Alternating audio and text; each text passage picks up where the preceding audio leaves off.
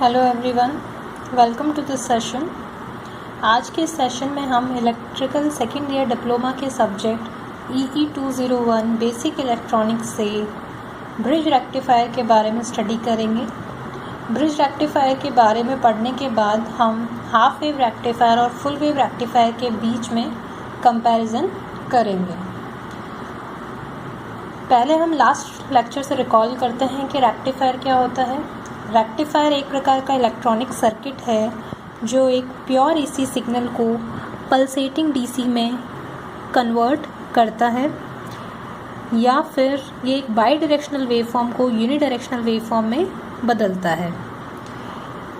इनमें से ये दो प्रकार का होता है, लो वोल्टेज रेक्टिफायर और high voltage rectifier. Low voltage rectifier को फर्दर डिवाइड किया गया था हाफ वेव रेक्टिफायर और फुल वेव रेक्टिफायर में। फुल वेव रेक्टिफायर का एक type centre tapped full wave rectifier हम ऑलरेडी पढ़ चुके हैं।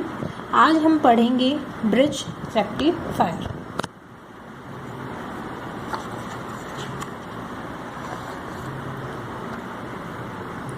ब्रिज रेक्टिफायर का डायग्राम कुछ इस प्रकार का होता है। एक ट्रांसफार्मर हमने यहाँ पे यूज़ किया है, जैसे अभी तक सभी रेक्टिफायर्स में हम पढ़ते आए हैं। स्टेप डाउन ट्रांसफार्मर हम यहाँ काम में ले रहे हैं। प्राइमरी वाइंडिंग के टर्न्स हैं कैपिटल N1, सेकेंडरी वाइंडिंग के टर्न्स हैं कैपिटल N2 और N1 is greater than N2, जिसका मतलब है ये एक प्रकार का स्टेप डाउन ट्रांसफार्मर है। याद कीजिए, हाफ वेव रेक्टिफायर में एक डायोड हमने काम में लिया था। सेंटर टैप्ड रेक्टिफायर में दो डायोड्स को उपयोग में लिया था। ब्रिज रेक्टिफायर में हम 4 डायोड्स को काम में लेते हैं और ये चारों डायोड एक ब्रिज की शेप में यहाँ पे आपस में कनेक्टेड है। ये आप यहाँ पे देखिए, ट्रांसफार्मर की प्राइमरी वाइंडिंग पे आपने प्योर AC सिग्नल इनपुट दिया है जो स्टेप डाउन होके सेकेंडरी वाइंडिंग के यहाँ पे आपको प्राप्त होगा, जिसे आप VI से डिनोट कर रहे हैं। ये 4 डायोड है आपके D1, D2, D3, D4।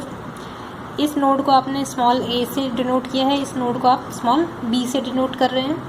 और जैसे अभी तक सभी रेक्टिफायर्स में हमने देखा है, लास्ट में आपका लोड रेजिस्टेंस जिसके अक्रॉस वोल्टेज है V आउटपुट। तो ये इसकी बेसिक कंस्ट्रक्शन हो गई। यहाँ पे ये VI क्या है, pure AC voltage of smaller RMS value, जिसे आप अभी तक बताते हैं VI = VM sin अल्फा। अब फर्स्ट लेक्चर से आप याद कीजिए कि कोई डायोड फॉरवर्ड बायस में कब होगा और रिवर्स बायस में कब होगा। कोई भी डायोड फॉरवर्ड बायस में होता है जब बैटरी का पॉजिटिव टर्मिनल डायोड के P टर्मिनल से कनेक्टेड हो और नेगेटिव टर्मिनल N साइड से कनेक्टेड हो। ऐसे ही रिवर्स बायस में कब काम करता है, जब ये पोलैरिटी हम रिवर्स कर दें, मतलब P साइड को नेगेटिव टर्मिनल से जोड़ दिया जाए और N साइड को पॉजिटिव टर्मिनल से जोड़ दिया जाए, तो वो डायोड आपका रिवर्स बायस में काम करता है।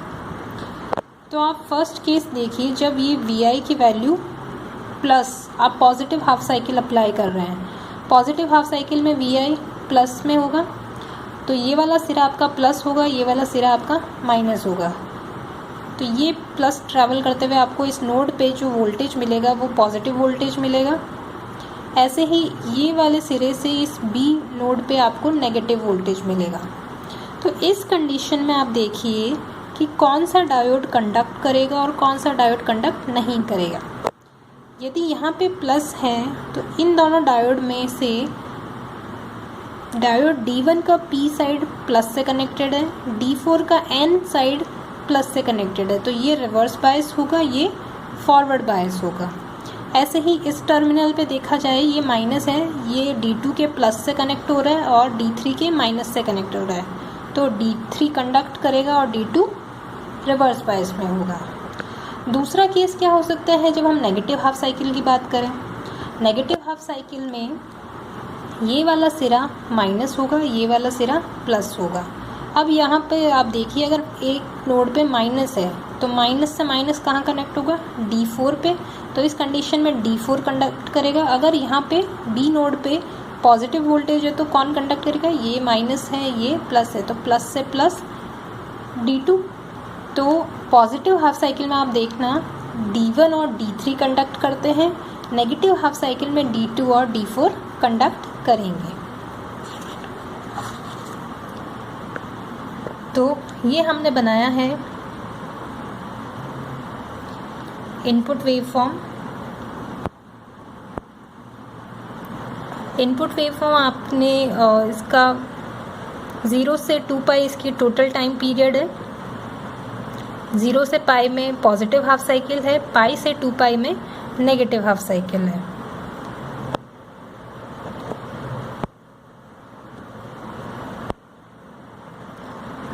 आउटपुट वेवफॉर्म में 0 से पाई पे अभी हमने देखा जब पॉजिटिव हाफ साइकिल रहेगा तो D1 और D3 कंडक्ट करेंगे। नेगेटिव हाफ साइकिल में पाई से 2 पाई में D2 और D4 कंडक्ट करेंगे और ऐसे ही ये साइकिल रिपीट होती रहेगी। अब इसका ऑपरेशन देखते हैं। फर्स्ट केस जब अल्फ़ा की वैल्यू 0 से पाई के बीच में है, इस वक्त Vi पॉजिटिव होगा।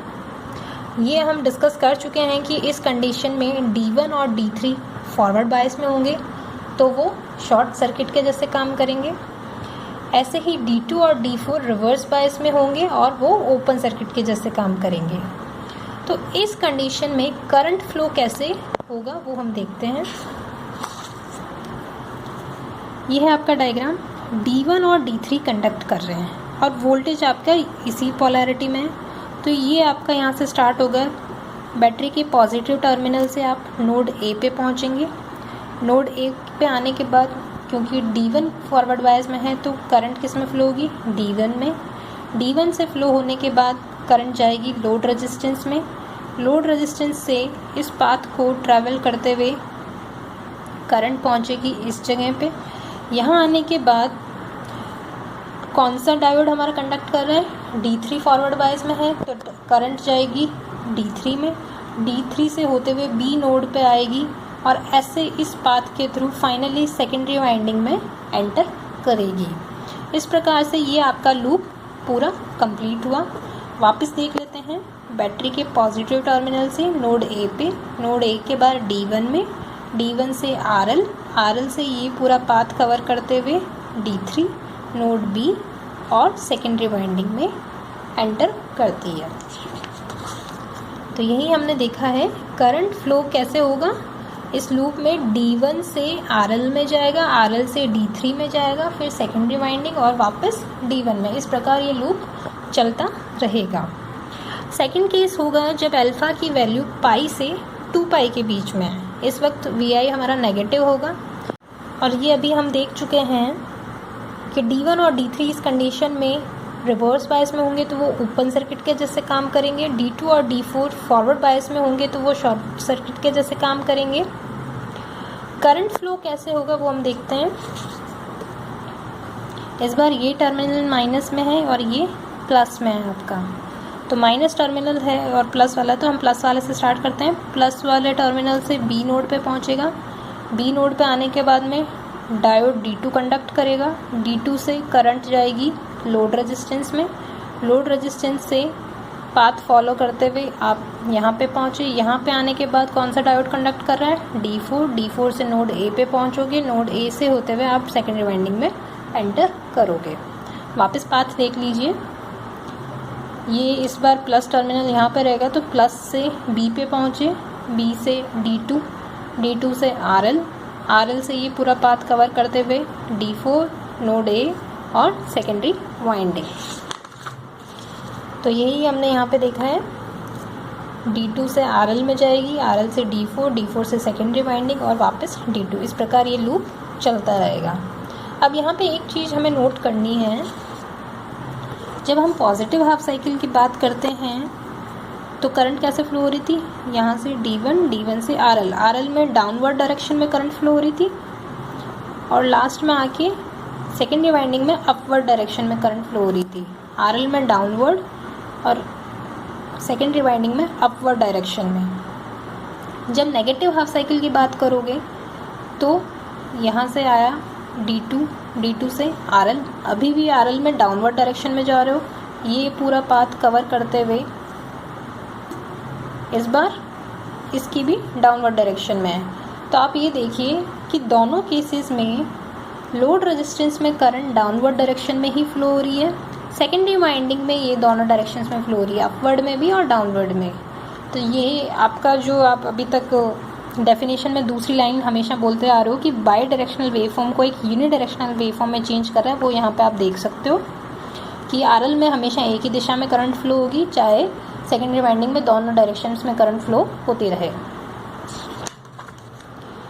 तो ये हमने यहाँ लिख दिया कि सेकेंडरी वाइंडिंग से करंट बाई डायरेक्शनल है क्योंकि ये अपवर्ड और डाउनवर्ड दोनों डायरेक्शंस में जा रही है, जबकि आरएल से फ्लो होने वाली करंट यूनिडायरेक्शनल है जो कि केवल एक डायरेक्शन में डाउनवर्ड डायरेक्शन में फ्लो हो रही है। ब्रिज 4 डायोड का एक नेटवर्क है जो कि बाई डायरेक्शनल या एसी करंट को यूनिडायरेक्शनल या पल्सेटिंग डीसी में कन्वर्ट कर रहा है। नेक्स्ट है इसका analysis of bridge rectifier. Instantaneous output current first parameter अपन निकालते हैं। जैसा हमने centre tapped full wave rectifier में पैरामीटर स्टडी किए थे, ऑलमोस्ट सारे यहाँ पे सेम ही रहेंगे, बस थोड़ा सा डिफरेंस रहेगा। जैसे कि आई की वैल्यू वहाँ पे भी 0 से पाई के लिए कितनी थी, आई एम साइन अल्फ़ा, और अल्फ़ा की वैल्यू जब पाई से 2 पाई है तो इसकी वैल्यू थी minus I M sine alpha. I M की वैल्यू यहाँ पे क्या है, V M upon R F plus R L, ये आपने सेंटर टैब में पढ़ा था।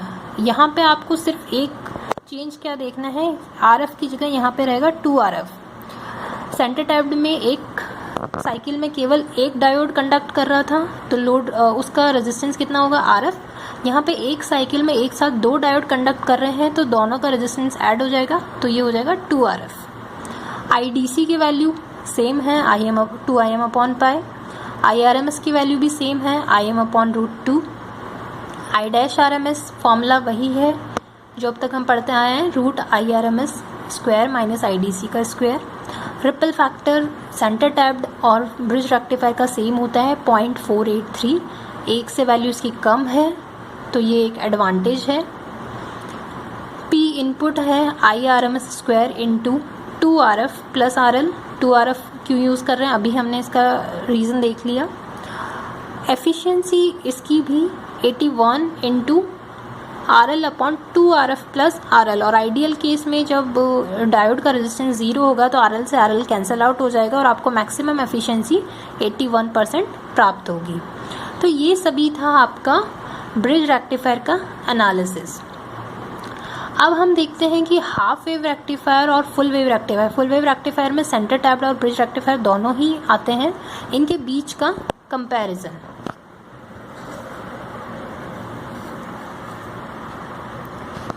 तो ये एक साइड मैंने पैरामीटर्स लिख दिए हैं और ऊपर है हाफ वेव रेक्टिफायर, फिर centre tapped full wave rectifier और लास्ट है ब्रिज रेक्टिफायर। फर्स्ट पैरामीटर हमने सब में क्या स्टडी किया था, instantaneous output current I. Half wave rectifier के लिए इसकी वैल्यू कितनी थी, I equals to I M sine alpha, जहाँ पे आई एम की वैल्यू थी V M upon R F plus R L. Centre tapped में इसकी वैल्यू जब अल्फा की वैल्यू 0 से पाई है तो आई एम साइन अल्फा, पाई से 2 पाई है तो माइनस का आई M sine alpha. Same value आपको ब्रिज रेक्टिफायर में मिलेगी, चेंज कहाँ आएगा, सिर्फ आर एफ की जगह यहाँ पे 2 आर एफ काम में आएगा। सेकेंड पैरामीटर था I D C. Half wave के लिए कितना था, I M upon pi. Centre tapped के लिए था 2 आई एम अपॉन पाई, और ब्रिज के लिए भी आपको यही मिलेगा 2 I M upon pi. Next parameter था I R M S. Half wave के लिए था I M upon 2, full wave के लिए था आई एम बाई √2 और ब्रिज के लिए भी I M by √2। I dash R M S का फॉर्मूला तीनों के लिए सेम रहेगा, root of I R M S का square minus I D C का स्क्वायर। रिपल फैक्टर की वैल्यू हाफ वेव रेक्टिफायर के लिए कितनी थी, 1.21, इन दोनों के लिए 0.483। तो ये एक इसका एडवांटेज है फुल वेव रेक्टिफायर का कि इसमें रिपल फैक्टर की वैल्यू कम होती है। पी इनपुट का फॉर्मूला सब में सेम है, बस ब्रिज रेक्टिफायर में आर एफ की जगह 2 आर एफ। फिर नेक्स्ट पैरामीटर था एफिशिएंसी। हाफ वेव रेक्टिफायर की एफिशिएंसी का फॉर्मूला था 40.5 into R L upon R L plus R F, मतलब मैक्सिमम एफिशिएंसी उसकी कितनी थी, लगभग 41%। हाफ वेव और सेंटर टैप्ड और ब्रिज रेक्टिफायर के लिए मैक्सिमम एफिशिएंसी हमें प्राप्त हुई 81%। तो ये भी एक इसका एडवांटेज है कि फुल वेव रेक्टिफायर की एफिशिएंसी अधिक होती है। एक पैरामीटर मैं और डिस्कस करूँगी आपसे, पीक इन्वर्स वोल्टेज, जिसे शॉर्ट में आप बोलते हो PIV। Peak inverse voltage diode के अक्रॉस वो वोल्टेज है जब उस पर आपने रिवर्स बायस कंडीशन अप्लाई कर रखी है। जब रिवर्स बायस में है आपका डायोड तो उसके अक्रॉस जो आपको मैक्सिमम डायोड मिल रहा मैक्सिमम वोल्टेज मिल रहा है वो पीक इनवर्स वोल्टेज होगा। हाफ वेव रेक्टिफायर के लिए इसकी वैल्यू होती है Vm। Full wave centre tapped full wave rectifier के लिए इसकी वैल्यू होती है 2Vm और ब्रिज रेक्टिफायर के लिए इसकी वैल्यू होती है Vm 2Vm और Vm। तो अगर अब इन तीनों में हम कंपेयर करके कुछ पॉइंट्स अगर हम समरी के लिए निकालें तो क्या रहेगा, रिपल फैक्टर के टर्म्स में फुल वेव रेक्टिफायर आपका ज़्यादा बेटर है क्योंकि उसकी वैल्यू 1 से कम है। आइडियली रिपल फैक्टर 0 होना चाहिए, पर यहाँ पे अगर हम इन दोनों को आपस में कंपेयर करेंगे तो फुल वेव रेक्टिफायर ज़्यादा बेटर रहेगा। दूसरा पॉइंट रहेगा एफिशिएंसी। फुल वेव रेक्टिफायर की एफिशिएंसी 81% होती है जबकि हाफ वेव रेक्टिफायर की एफिशिएंसी 41% के लगभग प्राप्त होती है, तो ये भी एडवांटेज रहेगा फुल वेव रेक्टिफायर का। और अगर पीक इनवर्स वोल्टेज की बात की जाए तो स्पेसिफिकली आपको डिनोट करना रहेगा कि अगर सेंटर टैप्ड और हाफ वेव में आप बात करें तो हाफ वेव ज़्यादा बेटर है क्योंकि इसका पीक इनवर्स वोल्टेज कम है। हाफ वेव और ब्रिज रेक्टिफायर में अगर आप कंपेयर कर रहे हैं तो दोनों का पीक इनवर्स वोल्टेज सेम ही रहेगा। सेंटर टैप्ड और ब्रिज रेक्टिफायर में सेंटर टैप्ड का है 2Vm और ब्रिज रेक्टिफायर का है Vm, तो बेटर है ब्रिज रेक्टिफायर। तो इस प्रकार से ये हो गई इसकी कंपैरेटिव स्टडी। Thank you.